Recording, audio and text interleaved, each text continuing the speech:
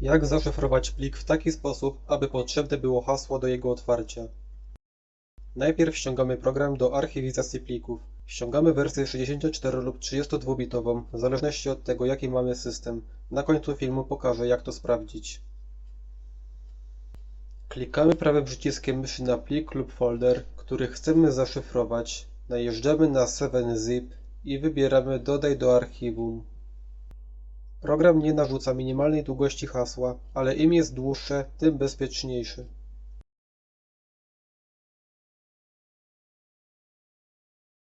I jak widzimy, wszystko działa.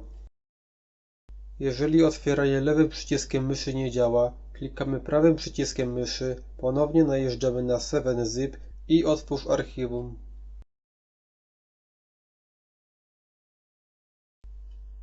Możemy też skojarzyć pliki 7zip z tym programem, tak żeby na przyszłość dało się otwierać lewym przyciskiem myszy.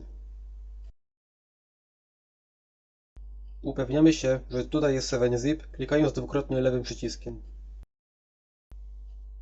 A jak sprawdzić wersję naszego systemu?